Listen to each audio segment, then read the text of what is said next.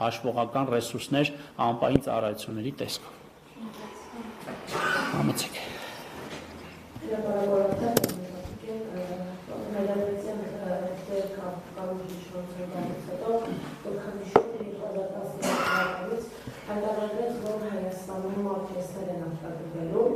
Այդ ժամանակահամեսը փորձագետներ կային, որ վերակապատեսությունների նամում որային ատվեսներ անգամ միջազգային շուկա կարող են դուրս գալ, արդյոք դուրս դիկավ միջազգային շուկա թե ոչ, և եթե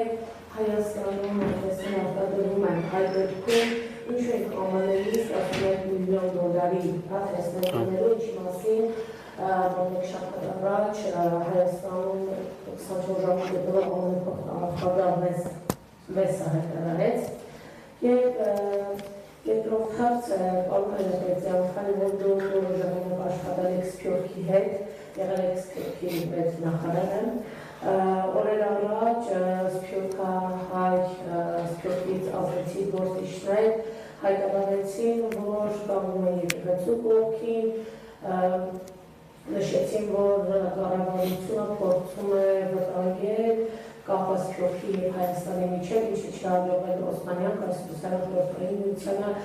այս հայտարարության վերաբերյալ ձեր դիրքորոշումը ինչպիսին է, և երկու հարց, շնորհակալություն, ամենայն հարգանքով, ԱԹՍ-ներից գանք, հա, կարծում եմ արդեն իսկ որոշակի հուշում էր իմ կողմից, իմ խոսքի սկզբում, երբ ես սկսեցի իմ զեկույցը այսօրվա, ասելով, որ առաջին անգամ փաստորեն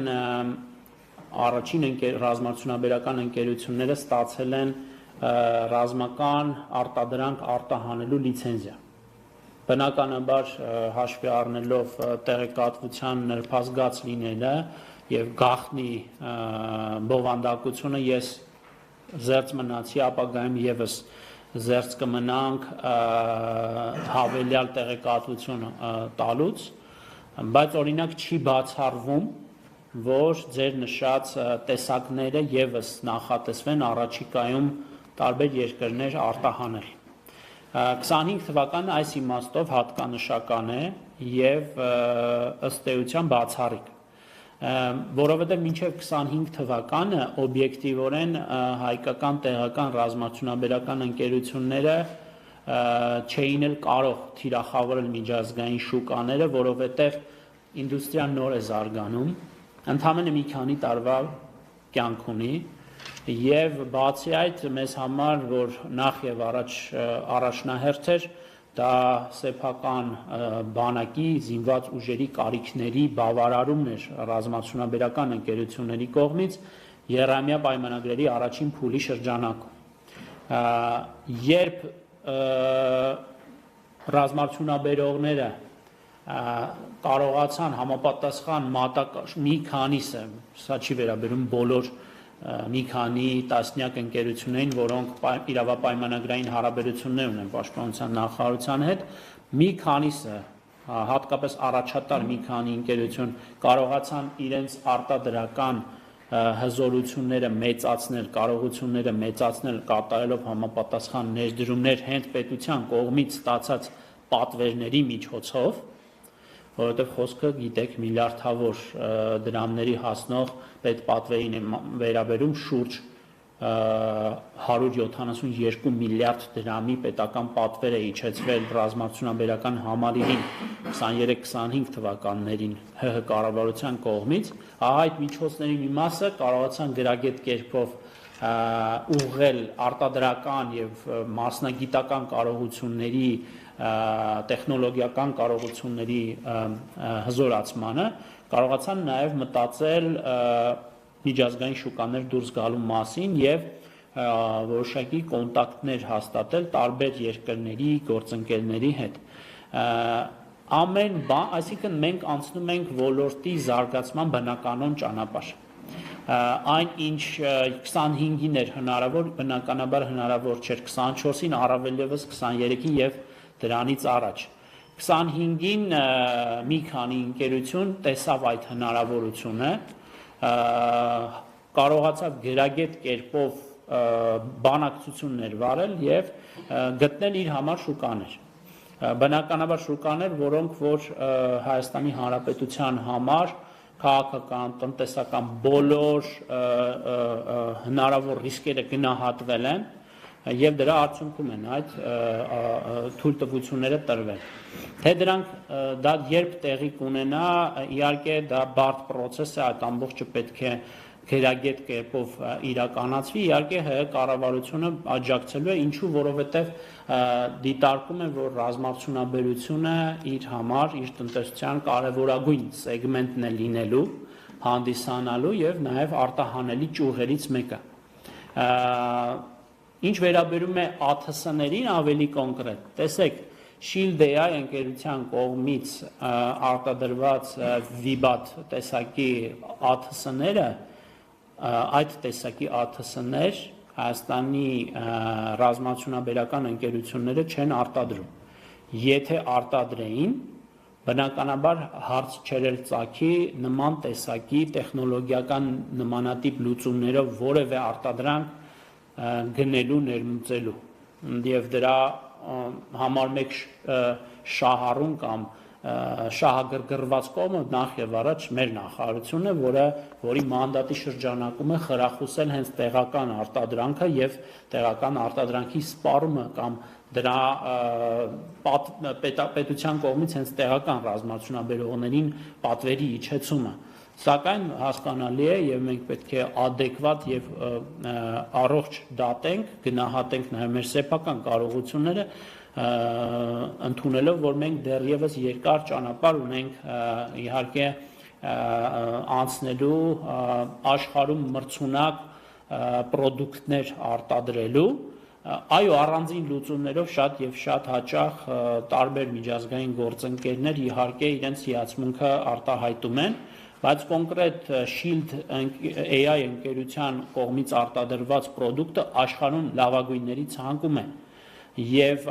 մեզ համար այժմ կարևոր մի նոր edge է բացվում հենց Shield AI ընկերության հետ, արդեն ոչ թե պաշտպանության նախարարության, այլ հենց բարձր տեխնոլոգիական արդյունաբերության նախարարության համար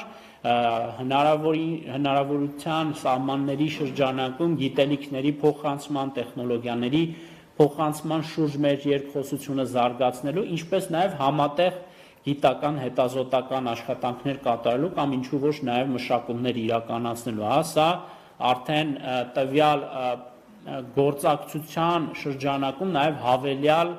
կարողունակություններ Հայաստան ներմուծելու մասին է հենց արտադրության հետազոտության համատեքստում։ Այսինքն այս իմաստով վերահաստատելով եւ ամփոփելով միտքս պիտի ասեմ, որ նման որոշումը, որը կարևորագույն որոշում էր եւ մեր զինված ուժերի համար, ինչպես նաեւ Հայաստան-ԱՄՆ ռազմավարական համագործակցության հենց պաշտպանական ոլորտում այս շրջանակում կարևորագույն ձեռքբերում էր եւ ըստ էության ներքին արտադրությամբ այդ կարիքը համալրել ուղղակի տեխնիկապես հնարավոր չէր եւ իմ նախկին աշխատանքով պայմանավորված ձեր հարցադրմանը քանի մարդեր 8 հոգանոց խումբ էր համենայն դեպս ինչին ես ծանոթացել եմ դե երևի ավելորդ կլինի ասել, որ այն ձևակերպումները որ այդ հայտարարության մեջ տեղ էին գտել, օրինակ, որ Սփյուռքը դատապարտում է, Սփյուռքը կարծում է նախ եւ առաջ գանք այդ տեղից մոլորակի վրա չկա 8 այնպիսի մեր հայրենակից, անգամ 8 ամբասիր մեր հայրենակից, որոնք բացառիկ ծառայություններ են մատուցել Հայաստանի Հանրապետությանը եւ իր ժողովրդին, որոնք այնուամենայնիվ ունենան ամբողջ Սփյուռքի անունից խոսելու մանդատ, չկա, այդպես չի լինում, որովհետեւ գիտեք, որ Սփյուռքը մեծ է, բազմաշերտ է, բազմերանգ է, բազմապիսի է իր շերտերով, առանձնահատկություններով եւ Սփյուռքի հետ իբրև մեկ ընդհանրական մարմին խոսելու հարաբերվել, դա կնշանակի չհասկանալ, չըմբռնել չճանաչել սփյուռքը։ Ինչը այստեղ երկու հարց է առաջացնում ինձ մոտ, առաջին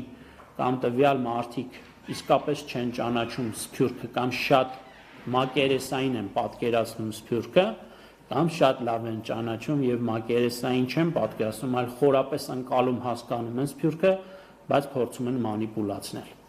Որովհետև ինքնին սփյուռքյան տարբեր եւ անհատներ եւ կառույցներ, նաեւ ես վերջին 2 օրում տեսա, հասցրի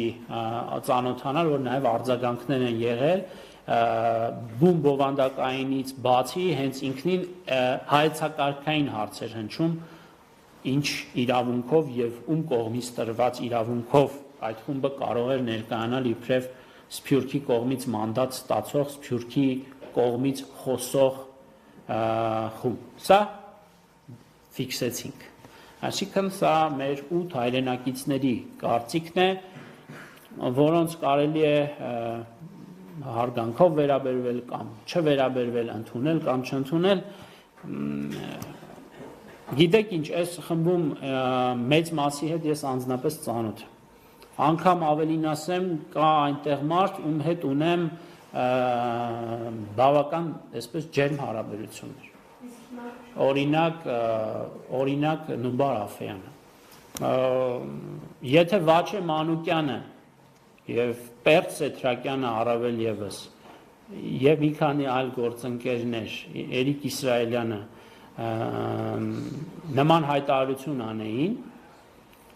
դա ինձ չէր զարմացնի։ Տարբեր պատճառներով ձեր թույլտվությամբ փակագծերը չեմ զարմացնի, բայց եղել են մարդիկ, ում այդ փաստաթղթի տակ ստորագրումը ինձ մոտ բազմապիսի հարցեր է առաջացրել, որովհետև ես հեռու եմ այն մտքից, որ մեր հայրենակիցները չեն պատկերացրել, թե ինչ են հարուցում կամ ինչին են նպաստում նմանատիպ տեքստեր հրապարակային ասելով եւ արդյոք ունեն դրա իրավունքը թե ոչ։ Իհարկե վարչապետը շատ հանգամանալից անդրադարձավ, չէի ցանկանա ես կրկնվել իմ գնահատականներում, բայց միայն կարող եմ ափսոսանք հայտնել, որ տարատեսակ Հայաստանի Հանրապետության պետական շահերից չբխող օրակարգերի մեջ առնվազն խմբի մի մասը ներքաշվել է։ Կրկնում եմ, մյուս մասը ինձ չզարմացրեց, ավելին ես մի քիչ ավելի վաղ էի սպասում նրանցից նմանատիպ հայտարարություններ, բայց ընդհանուր առմամբ սա ինձ մոտ դառը նստվածք է թողել եւ ես կարծում եմ, որ մենք պիտի հետագայում նաեւ իհարկե նկատի ունենանք եւ հաշվի առնենք այդ խմբում յուրաքանչյուրի վերաբերմունք Հայաստանի Հանրապետության պետությանը եւ պետականությանը։ Այլ հարցեր։ Համեցեք։